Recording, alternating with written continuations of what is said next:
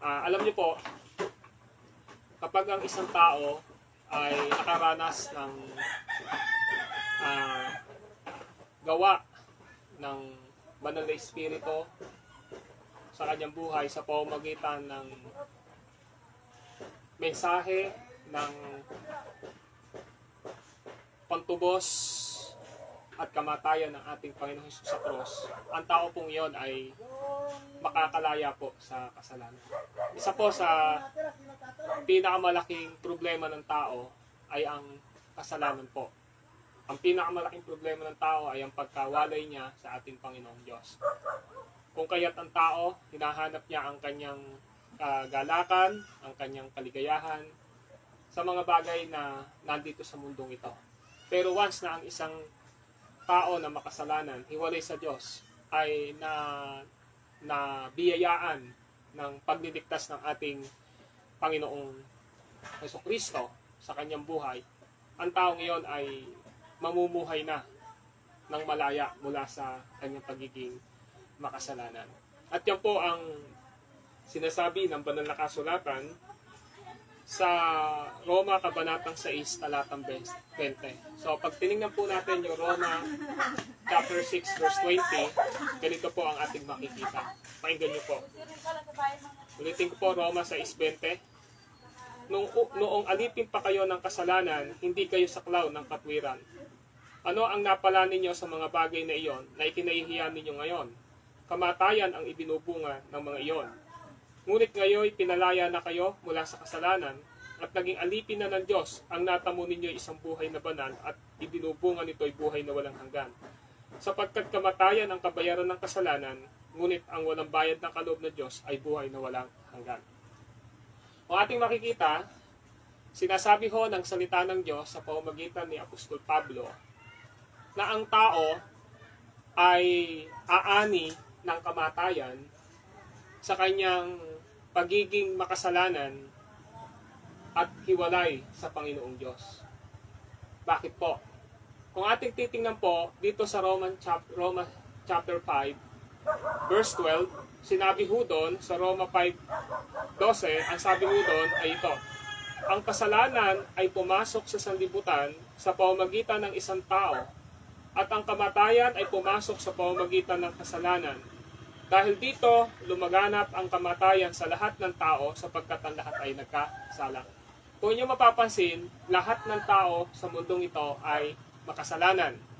Lahat ng tao sa mundong ito ay nagkasala. Bakit naman po? Kasi ang sabi ho ng salita ng Diyos sa Roma 5:12, yung kasalanan ay pumasok sa pamamagitan ng isang tao. At sino ho yung taong binabanggit dito? Si Pablo, sinasabi niya, ito ay walang iba kundi si Adan. Nang nahulog sa kasalanan, si Adan sa Genesis chapter 3, lahat ng tao ay naging makasalanan. Kaya ang sabi ng Roma 6:23, sapagkat ang lahat ay nagkasala. Ngayon, ang tanong natin ngayon dito, nung nahulog ba sa kasalanan si Adan, kasama na ho si Eva, ang tao ho ba ay namatay?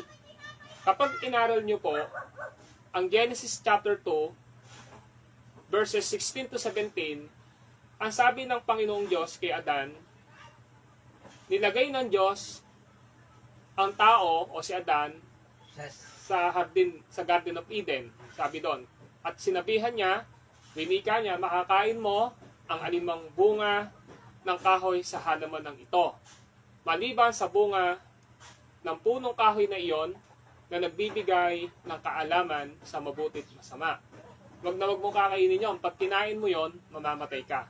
So, yung word na yon, mamamatay ka kapag kinain mo. Eh, alam naman po natin, pagdating ng Genesis chapter 3, nung andun na yung ahas na si Satanas, natukso niya si Eva. Ngayon, nung natukso si Eva, pumitas ho siya ng bunga ng puno na iyon kasi ang sabi ng Genesis 3, nabuo sa isipan ni Eva na maging marunong at masarap yung pagkain. So, ang ginawa niya, pumitas siya dahil napakaganda ng pag-aalok ng diablo na si Satanas. Yung sabing ganon, magiging parang Diyos kayo. Hindi kayo mamamatay, hindi totoo yan. Ngayon, ang ibig sabihin po nun, sa madalit salita, na daya ho si Eva. Pumitas siya. Ngayon, nung pumitas siya, kumain siya, binigyan niya asawa niya, nalaman nilang hubot-hubot sila. At doon na nga ho pumasok ang kasalanan. Doon na ho nagsimula ang kamatayang pisikal at kamatayang espiritual. Kaya ang tao, pinapatunayan na makasalanan siya kasi nga namamatay yung tao. Kaya yung kamatayan ng tao ay nagpapakita ho yun na ang tao ay makasalanan. Ano ang ibig sabihin nito? Yung kamatayan sa Genesis 2:16 and 17, mamamatay ka, dalawa po yun. Mamamatay ang spiritual na relasyon mo sa Diyos, ibig sabihin po, mapuputol.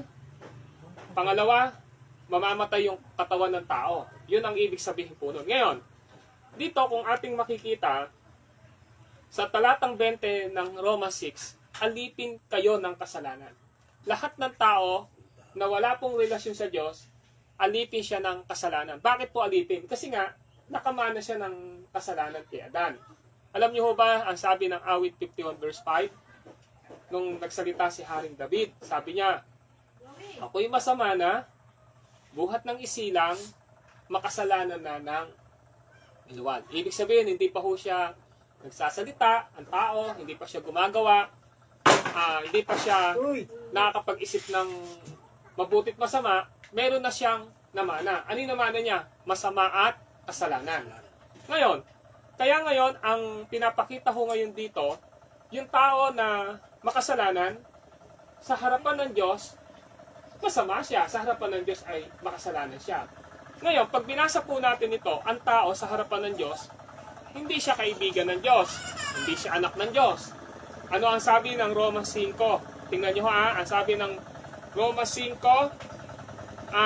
Gis. Pakinggan nyo po, Roma 5 Gis. Raraalin ko lang muna po yan. Roma 5 Gis.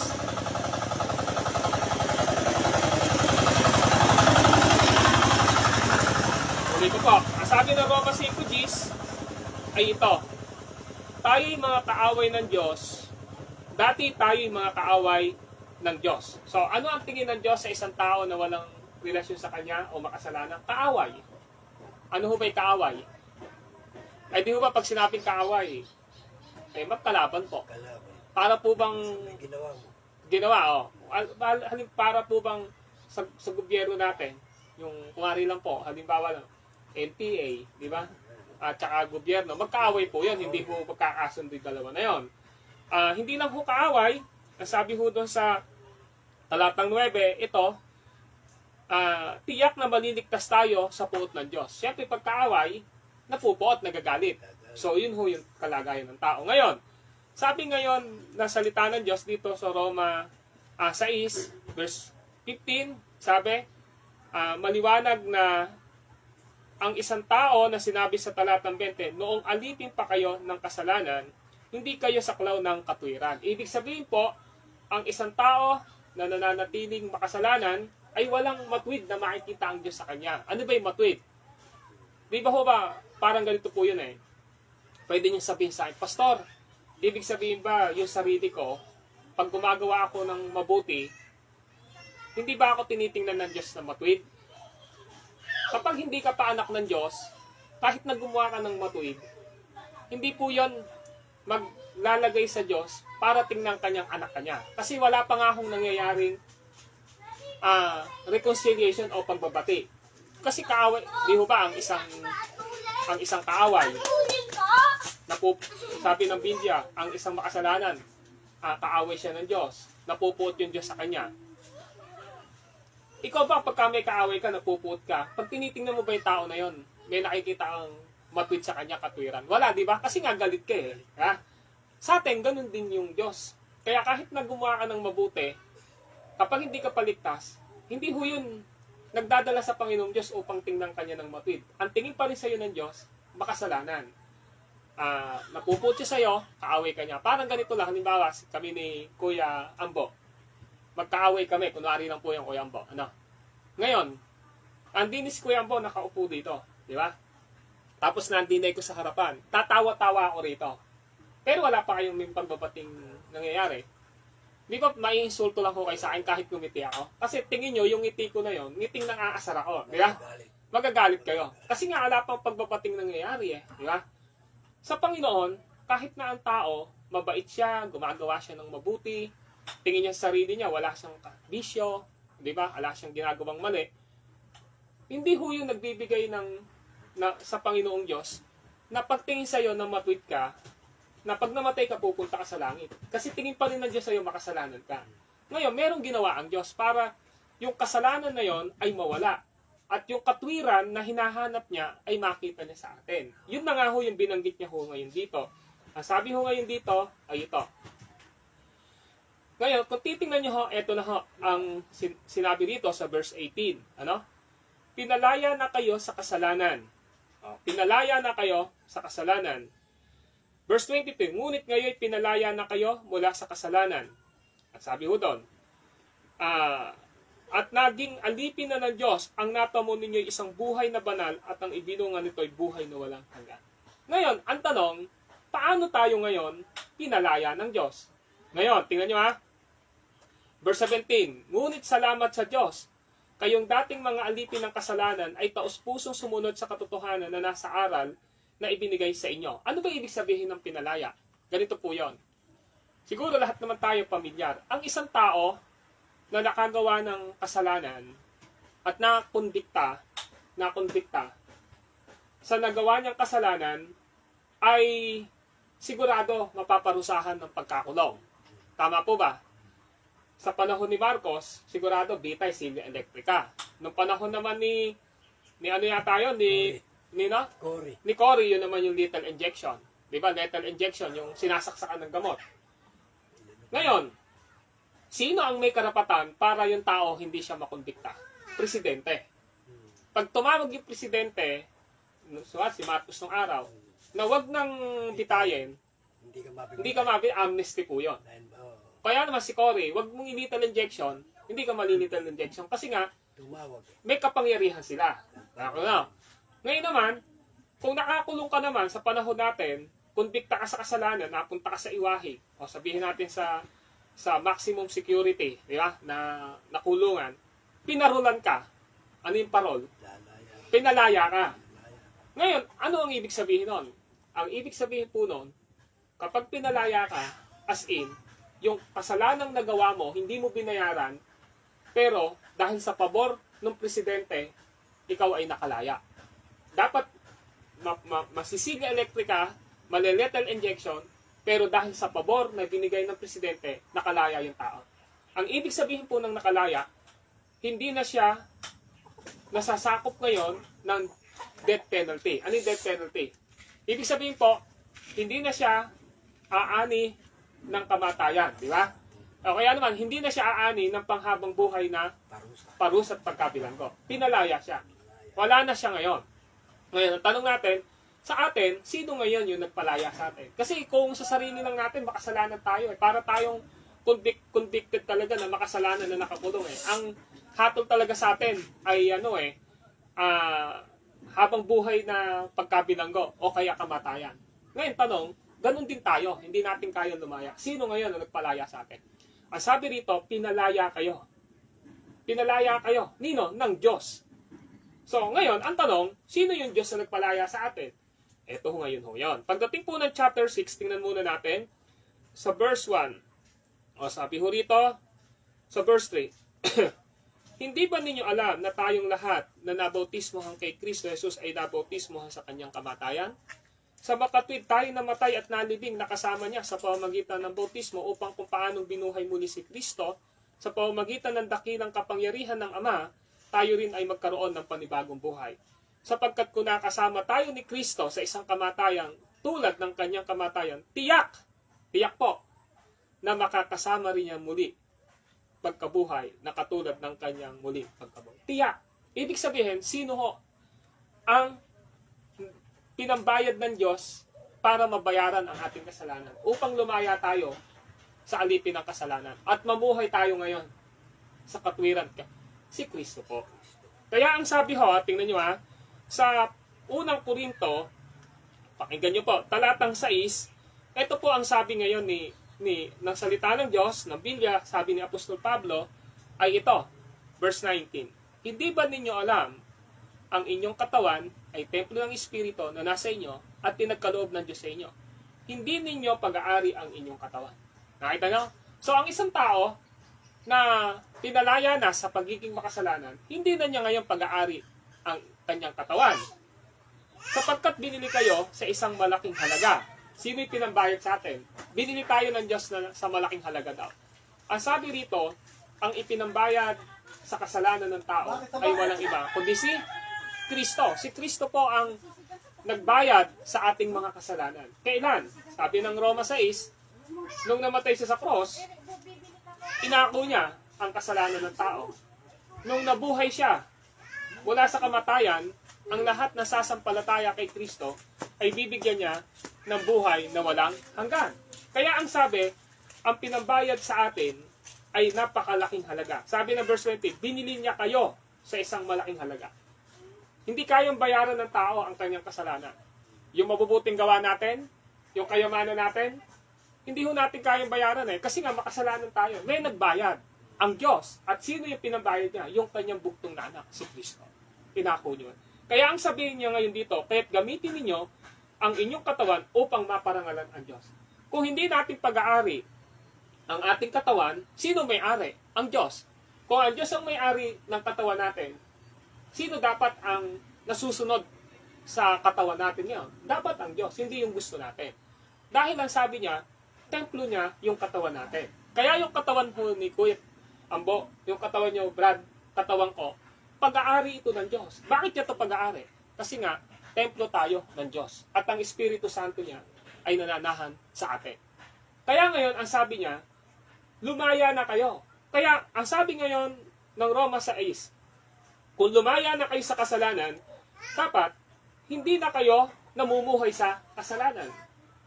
At ang meron kayo ngayon ay buhay na walang hanggan. Ang iniisip mo ngayon, habang nabubuhay ka dito sa lupa, marparangalan ng Diyos. Kahit na mayroong tukso ng kasalanan, may tukso ng bisyo, di ba? May tukso na nagpapalayo sa iyo sa pananampalataya mo sa Diyos o pagsubok. Pagtitiisan mo yung lahat ng iyon at hihingin mo ang lakas mula sa Diyos upang magtagumpay ka. Bakit po? Kasi nasa isipan mo, hindi mo na pag-aari ang katawan mo. Para na ito sa Diyos ngayon. Gusto mo na siyang maparangalan. Kaya ngayon, kapag nangyari yon, ang iniisip mo ngayon, hindi ko pagpapalit yung pananampalatayang binigay ng Diyos sa akin. Hindi ko pagpapalit yung buhay na walang hanggan na pag namatay ako, makakasama ako ng Panginoong Diyos sa langit. Kaya ngayon, mayroon ng ibang isip ang tao kapag gano'n na ho ang kanyang naranasan. Ito sabi ho ng Colossus chapter 3, verse 1. Pakinggan niyo po. Colossus 3:1. Ang sabi, yamang binuhay kayong muli, nakasama ni Kristo. Ang ibig sabihin pong binuhay na born again, na regenerate. Ituon ninyo ang inyong pag-iisip sa mga bagay na nasa langit, na kinaroroonan ni Kristo na nakupo sa kanan. Sa daw ho dapat nakatuon ng pag-iisip natin? Kay Kristo. Di ba? Sabi, yamang binuhay kayong muli, nakasama ni Kristo. Ituon ninyo ang inyong pag-iisip, yung isip daw ho natin, sa mga bagay na nasa langit. Mamaya makikita nyo. So, ibig sabihin, ang isang tao na totoong anak ng Diyos, yung isip ni Kuya Ambo, isip ni Kuya Benito, ang isip ko, yung pag-iisip natin nakatuong kay Kristo. Kasi pag nakatuong kay Kristo yung isip natin, kahit na may temptation, sasabihin natin, hindi ko yung gagawin. Kasi si Kristo, nakikita ko. Tama po ba? Natatakot ka. Yung kasalanan na ito, di ko ito gagawin. Kasi yung isip ko, hindi na dyan sa mga bagay na kay Kristo na. Kung dati, nung hindi pa ako anak ng Diyos, yung laman ng isip ko, laman, bisyo, kasalanan, kasi makasalanan ako noon. Ngayon, hindi na anak ako ng Diyos Ang laman na ngayon ng isipan ko, yung gusto ni Kristo sa buhay ko. At ano yon? Sumunod sa kanyang salita at sa banal na Espiritu. Kaya ang isang tao, ang laman ng isip niya, si Kristo. Ito pa, sa verse 2. Ang mga bagay na panlangit, ang isaisip ninyo, hindi ang mga bagay na panlupa. So, ang iniisip daw natin ngayon, ay ang mga bagay na panlangit. Hindi.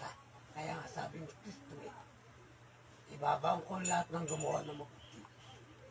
patungo sa buhay na walang hanggan. Apo, tama po yan. Pagkatapos, yun naman gumawa ng kasamaan, ibabaon ko patungo naman sa kapurusahan. Opo, tama po yan. Salamat po sa dagdag nyo. Tama po yan. Sa huling paghuhukom, ano, di ba? Oo.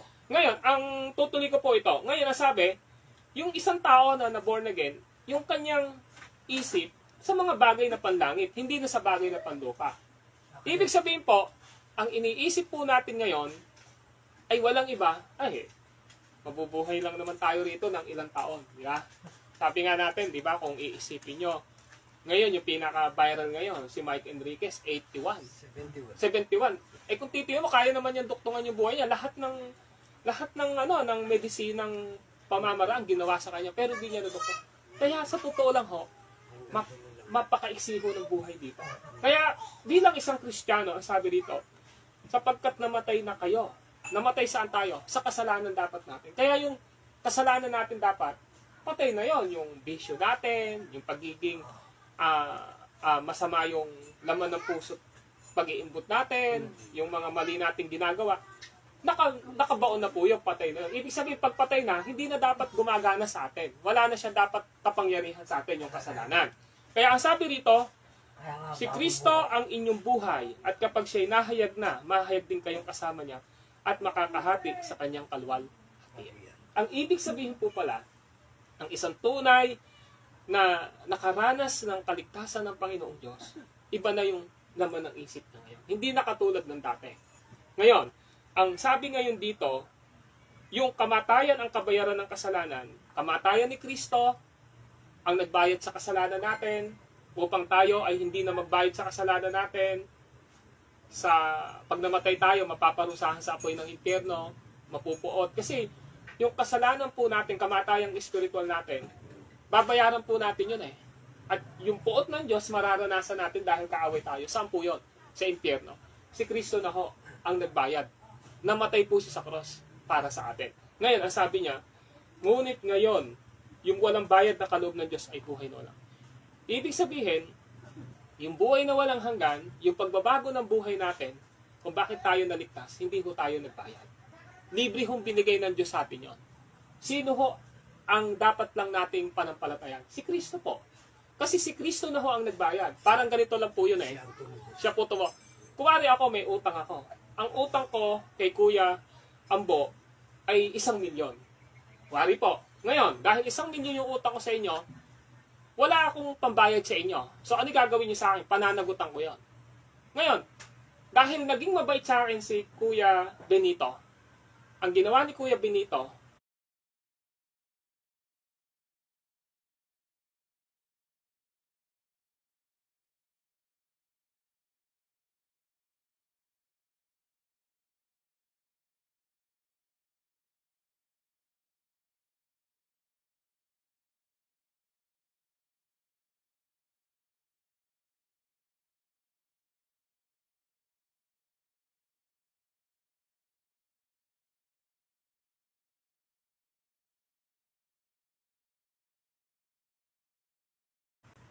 kinausap niya kayo. Sabi,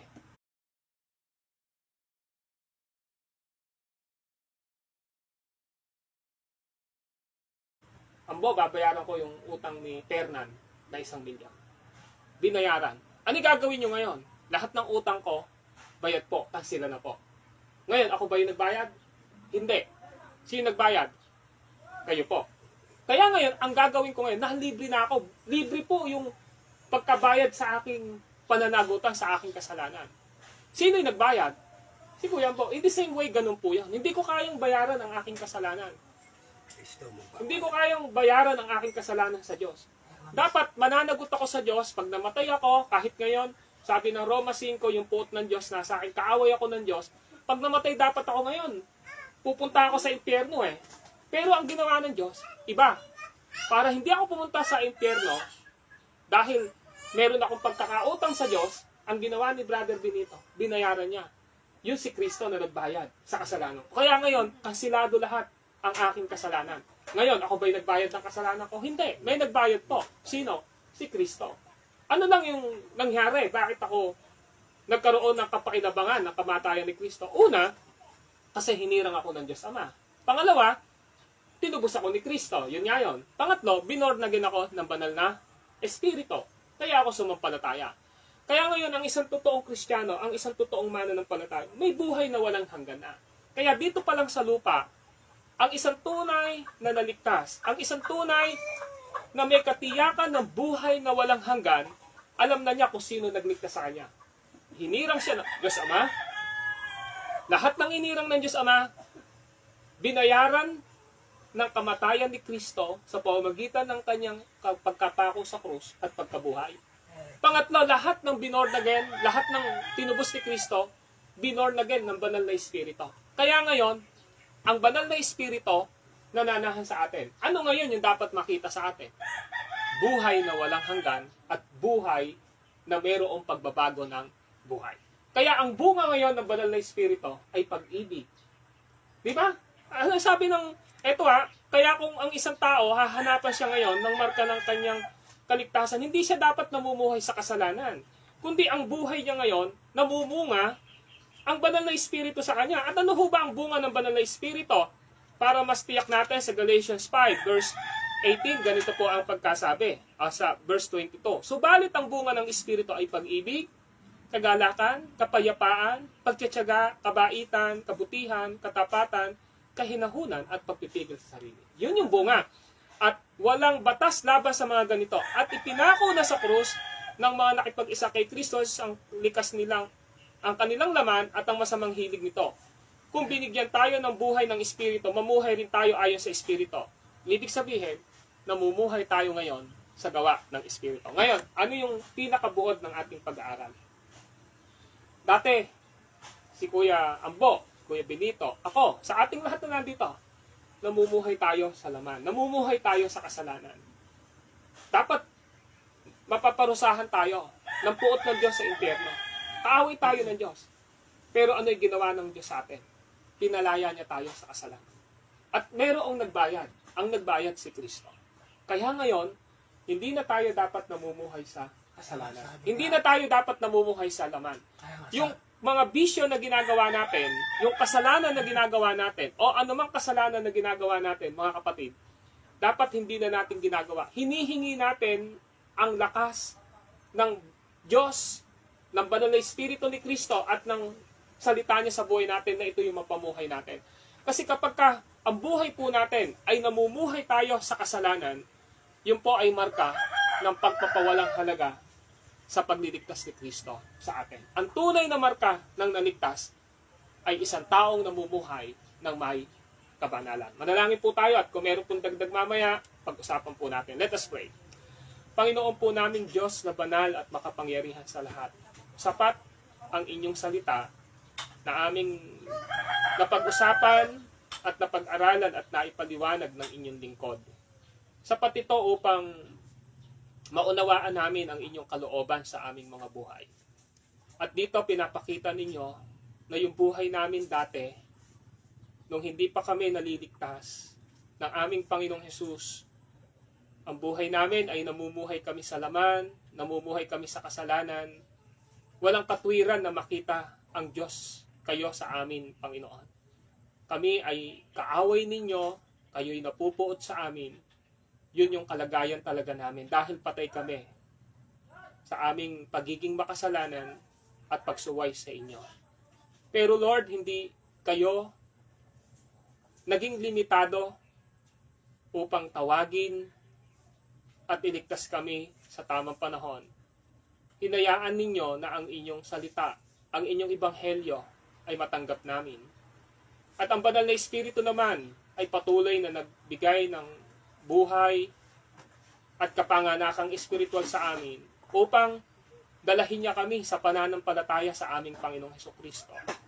Na si Jesus ay namatay para sa aming kasalanan. Siya ay nabuhay para sa aming kaligtasan. Pinatunayan ng banal na Espiritu kung ano ang kasalanan, kung ano ang matwid, kung ano ang kahatulan. At ang tanging naging basehan nito ay walang iba kundi ang aming Panginoong Hesus na namatay at nabuhay para sa kaligtasan namin. Ngayong Panginoon, hindi na kami alipin ng kasalanan, hindi na kami alipin ng bisyo, hindi na kami alipin ng tao, hindi na kami alipin ng mga bagay na magpapalayo at magpapabaksak sa aming relasyon sa inyo. Kundi kami ay alipin ni Kristo Jesus.